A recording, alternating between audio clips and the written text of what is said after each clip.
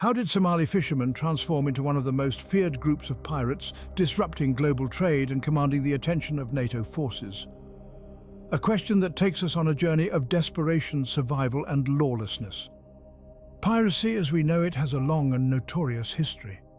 From the daring exploits of the Caribbean buccaneers to the infamous pirate Blackbeard, the high seas have always been a stage for crime and rebellion.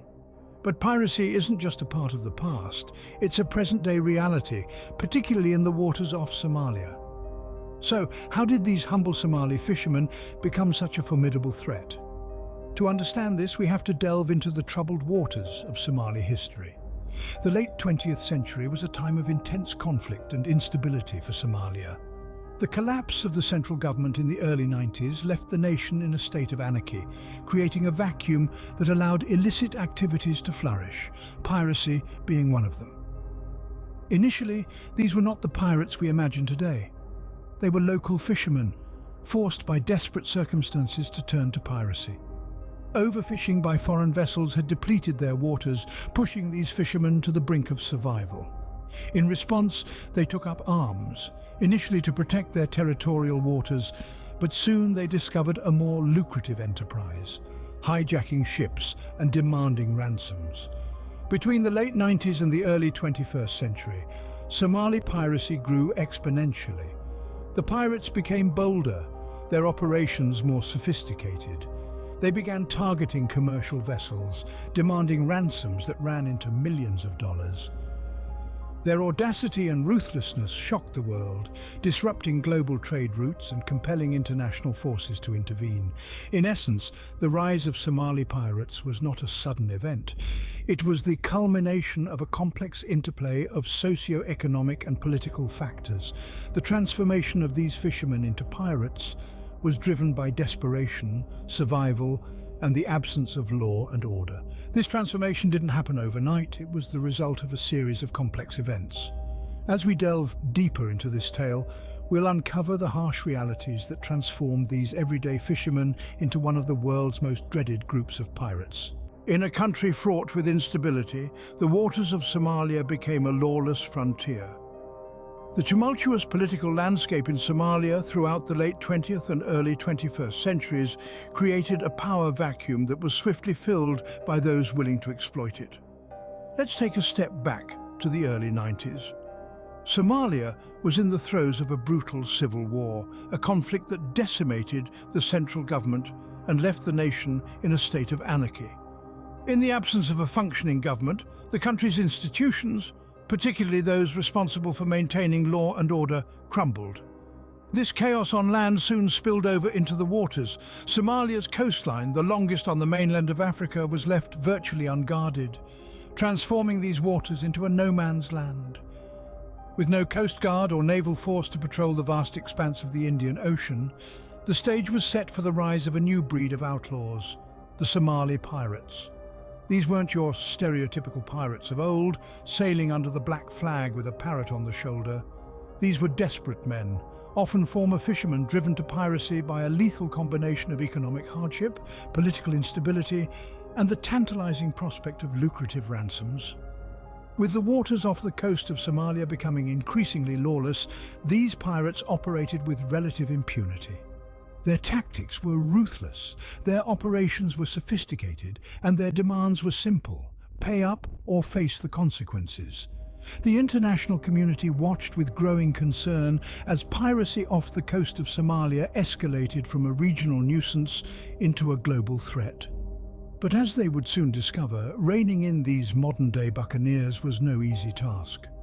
The lawless waters off Somalia's coast had become a breeding ground for piracy, a situation exacerbated by a lack of governmental control and the country's ongoing political instability.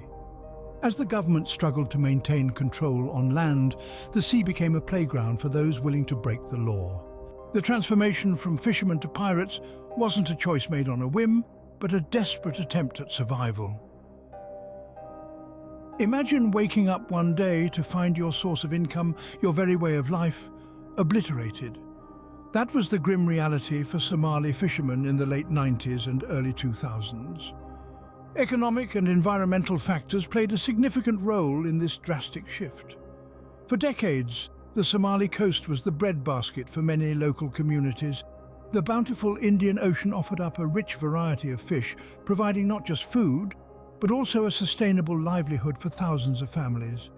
However, the absence of a stable government and effective maritime regulations opened the floodgates for foreign vessels to exploit these waters. Overfishing by these intruders severely depleted the local fish populations. The foreign vessels, armed with advanced technology and vast nets, would sweep up entire schools of fish, leaving nothing behind for the local fishermen. As if this pillage wasn't devastating enough, the Somali coastline was subjected to another atrocity: the dumping of toxic waste. In the absence of any oversight, foreign companies found these lawless waters a convenient dumping ground. The toxic waste, which included heavy metals, nuclear waste and other hazardous materials, decimated the remaining fish populations and destroyed the marine ecosystem.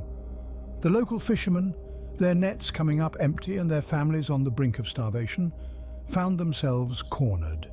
With no fish to catch and no other source of income, they were left with two options: starve or fight back. The desperation led to the birth of a new, dangerous profession: piracy. The same men who had once navigated these waters in search of fish now roamed them in search of a different kind of catch: commercial vessels. The open sea became their hunting ground, and the cargo ships their prey. Stripped of their livelihood, these fishermen were pushed into a life of crime. This was not a choice born out of greed or malice, but a grim necessity, a fight for survival in a world that had turned its back on them. The pirates had discovered a new lucrative business: ransom. Imagine being on a ship, miles away from land, when out of nowhere a group of armed men climb aboard. They take control and suddenly you're a captive in the middle of the ocean. This was the reality for many seafarers as Somali pirates began to hijack vessels, not for the cargo, but for the crew. The pirates realized that while cargo was valuable, human lives held a higher price. They began to hold the crew hostage, demanding ransoms for their safe return. The pirates' profits soared as they turned their attention from theft to kidnapping. The pirates' operations were meticulous and well-planned. They typically targeted large merchant vessels, knowing that the owners of these ships would be willing to pay hefty sums to ensure the safety of their crew. The pirates would seize control of the ship, take the crew hostage, and then negotiate with the ship's owners for their release. An operation could last several months, from the initial hijacking to the final ransom payment. The pirates would often keep their hostages in harsh conditions, using the threat of violence to maintain control and increase the pressure on the owners to pay the ransom quickly. The pirates' new business model was incredibly lucrative. It's estimated that between the year 2005 and 2012, Somali pirates made between $300 million and $400 million from ransoms alone. The ransoms were usually paid in cash, often dropped onto the hijacked ship from a plane. Once the ransom was received, the pirates would release the crew and return control of the ship to the owners. However, the psychological and emotional trauma inflicted on the hostages often lasted long after their release. These ransoms were not small sums. They were amounts that could run into millions of dollars. Some ransom incidents have made global headlines, showcasing the audacity and resourcefulness of these pirates. One such incident that sent shockwaves around the world was the hijacking of the MV Sirius Star. In November of 2008, Somali pirates seized this Saudi Arabian supertanker, along with its 2 million barrels of crude oil and 25 crew members. It was the largest ship ever to be hijacked, and the pirates demanded a staggering $3 million for its release. After 2 months of negotiations, the ransom was paid, and the ship and crew were released unharmed. But the record for the highest ransom ever paid goes to the hijacking of the South Korean tanker, the MV Samho Dream. In April of 2010, pirates captured the vessel and its 24 crew members. The pirates demanded an unprecedented $9.5 million for their release.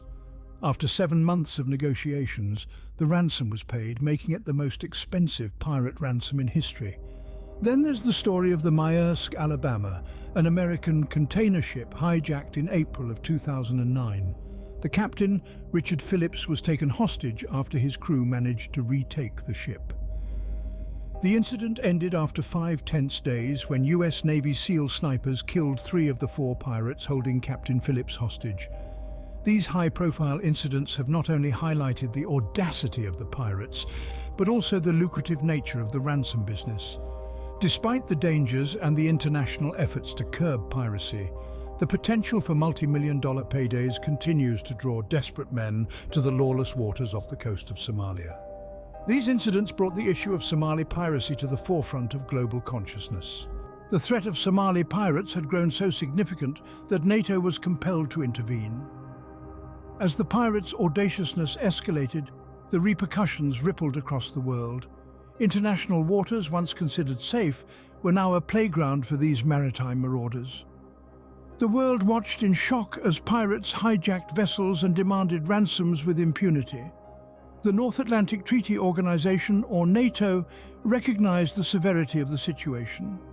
This intergovernmental military alliance, founded on the principle of collective defense, decided to take a stand against the rising tide of Somali piracy. Operation Ocean Shield was launched in August of 2009. The objective was clear: to deter and disrupt pirate activities, ensuring the safety of vessels and their crew in the Gulf of Aden and the Indian Ocean.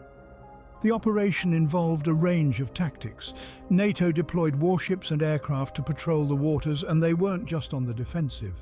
They actively pursued pirates, disrupted their operations, and even destroyed their equipment. This aggressive stance had a profound effect. The pirates were no longer operating unchallenged. They were now up against a formidable adversary. However, NATO's intervention wasn't solely about military action. They also focused on capacity building, working with countries in the region to strengthen their own maritime security. NATO's approach was not just to fight the pirates, but to address the root causes of piracy. And the results were significant. The number of successful pirate attacks plummeted. In 2012, there were 35 incidents, down from a peak of 176 in 2011. The waters became safer and the pirates' reign of terror was curbed. The intervention of NATO marked a turning point in the battle against Somali piracy. Their concerted efforts brought about a sea change. Quite literally, the pirates were pushed back and a semblance of order returned to the high seas. But the story doesn't end there. As we'll see in the next scene, the aftermath of this intervention had far-reaching implications. The era of Somali pirates dominating the headlines may have passed, but the issue is far from resolved. In the aftermath of the piracy boom, the waters off the coast of Somalia remain a hotbed of tension and potential danger. The concerted efforts of international maritime forces have seen a significant reduction in the number of attacks. But piracy, though diminished, is not entirely eradicated. The high-risk, high-reward gambit of piracy continues to lure some, driven by desperation and the lack of viable alternatives. The unstable political situation and economic hardship in Somalia mean that for some, the lure of a pirate's life remains potent. In the wake of the piracy crisis, Somalia has been left with a fractured economy and a traumatized population. The piracy boom and its sudden bust have left a lasting imprint on local communities. Fishermen who once turned to piracy to make ends meet now struggle to rebuild their lives. The scars of the past are etched deep into the fabric of their society. On a global scale, the legacy of Somali piracy continues to affect trade routes and maritime security policies. The cost of piracy, both in terms of human lives and financial losses, has led to a heightened awareness and a more proactive approach to maritime security. The Gulf of Aden, once a pirate-infested corridor, is now heavily patrolled by international naval forces. Shipping companies have invested in security measures such as armed guards and secure rooms to protect their crew and cargo. Efforts continue to rehabilitate the affected areas and provide sustainable livelihoods to dissuade the local population from resorting to piracy. International bodies, Somali authorities, and non-governmental organizations are working together to address the root causes of piracy, such as poverty, unemployment, and political instability. The story of Somali pirates is a stark reminder of the complex interplay between economics, politics, and crime on the global stage. It underlines the importance of a holistic approach in dealing with such issues, one that goes beyond immediate military responses to address the underlying social and economic drivers of crime.